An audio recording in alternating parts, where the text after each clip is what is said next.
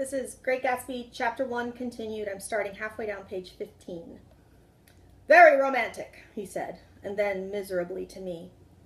If it's light enough after dinner, I want to take you down to the stables.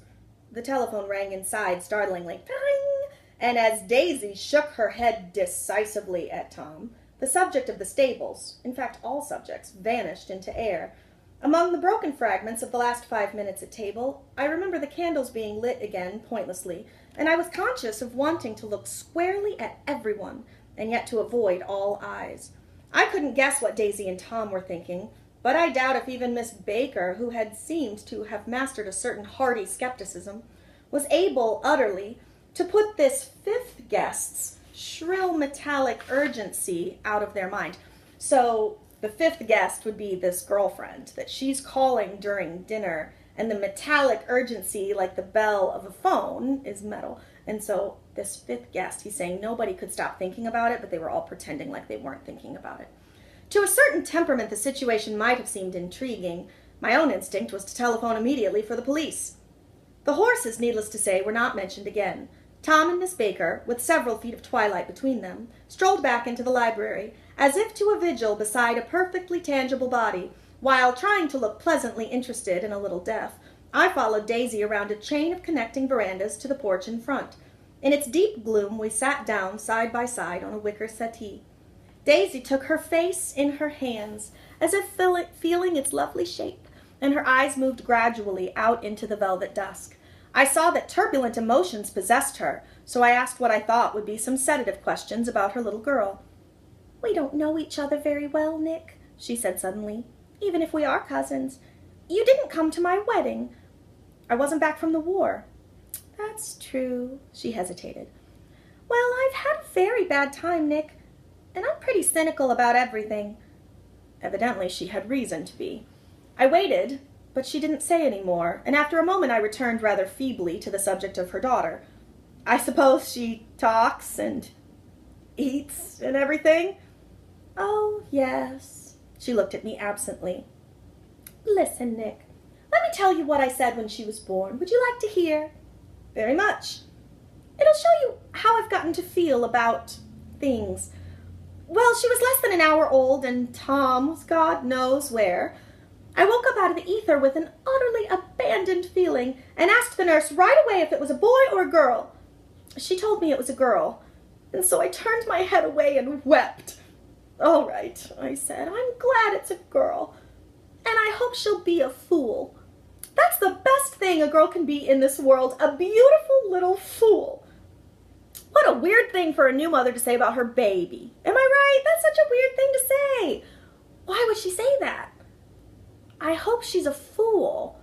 She's saying she hopes her daughter's stupid. I hope she's a fool. That's the best thing for a girl to be in this world, a beautiful little fool. She may be talking about herself.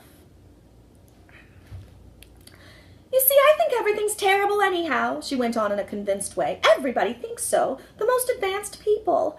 And I know. I've been everywhere and seen everything and done everything." Her eyes flashed around her in a defiant way, rather like Tom's, and she laughed with thrilling scorn. "Sophisticated! God, I'm sophisticated!" The instant her voice broke off, ceasing to compel my attention, my belief, I felt the basic insincerity of what she had said. It made me uneasy, as though the whole evening had been a trick of some sort to exact a contributory emotion from me. I waited, and sure enough, in a moment she looked at me with an absolute smirk on her lovely face, as if she had asserted her membership in a rather distinguished secret society to which she and Tom belonged. So Nick's just basically saying that it seemed fake. Like, something about this all seems fake. Like, she's trying to get him to feel something, but the emotions don't seem real, and it all just kind of seems like a show. Inside, the crimson room bloomed with light. Tom and Miss Baker sat at either end of the long couch, and she read aloud to him from that Saturday Evening Post. The words, murmurous and uninflected, running together in a soothing tune. The lamplight, bright on his boots and dull on the autumn leaf yellow of her hair, glinted along the paper as she turned a page with a flutter of slender muscles in her arms. When we came in, she held us silent for a moment with a lifted hand. "To be continued," she said, tossing the magazine on the table, "in our very next issue." Her body asserted itself with a restless movement of her knee, and she stood up. 10 o'clock, she remarked, apparently finding the time on the ceiling. Time for this good girl to go to bed. Jordan's going to play in the tournament tomorrow, explained Daisy, over at Westchester. Oh, you're Jordan Baker? I knew now why her face was familiar. Its pleasing, contemptuous expression had looked out at me from many rotograph pictures of the sporting life at Asheville and Hot Springs and Palm Beach. I had heard some story of her, too. A critical, unpleasant story. But what it was I'd forgotten long ago. Good night, she said softly. Wake me at 8, won't you? If you'll get up. I will. Good night, Mr. Carraway. See you anon. Of course you will, confirmed Daisy. In fact, I think I'll arrange a marriage. Come over often, Nick, and I'll sort of, fling you together. You know, lock you up accidentally in linen closets and push you out to sea in a boat, and all that sort of thing. Good night, called Miss Baker from the stairs. I haven't heard a word. She's a nice girl, said Tom after a moment. They oughtn't to let her run around the country this way.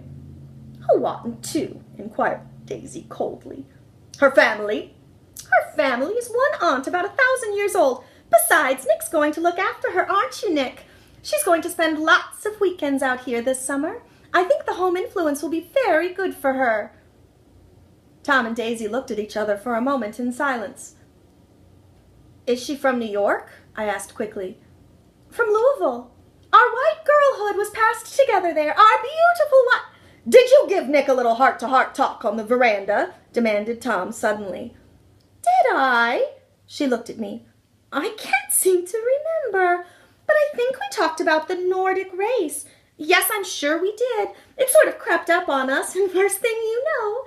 Don't believe everything you hear, Nick, he advised me. I said lightly that I had heard nothing at all, and a few minutes later I got up to go home.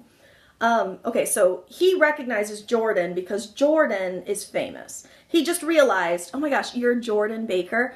So she's a professional golf player, and he must have seen her on posters, you know, like sports posters and stuff. Okay, don't believe everything you hear. I got up to go home. They came to the door with me and stood side by side in a cheerful square of light. As I started my motor, Daisy peremptorily called, Wait! I forgot to ask you something, and it's important. We heard you were engaged to a girl out west. That's right, corroborated Tom kindly. We heard that you were engaged. It's a libel. I'm too poor. But we heard it, insisted Daisy, surprising me by opening up again in a flower-like way. We heard it from 3 people, so it must be true. Of course I knew what they were referring to, but I wasn't even vaguely engaged. The fact that gossip had published the banns was one of the reasons I had come east. You can't stop going with an old friend on account of rumors. And on the other hand, I had no intention of being rumored into marriage. So there's a rumor that was published in the newspaper that he was going to marry this girl. And it's not actually true. They were just good friends. And so he kind of moved like, I don't really want everybody to have this rumor going around so that I feel pressured to get married. Their interest rather touched me and made them less remotely rich. Nevertheless, I was confused and a little disgusted as I drove away.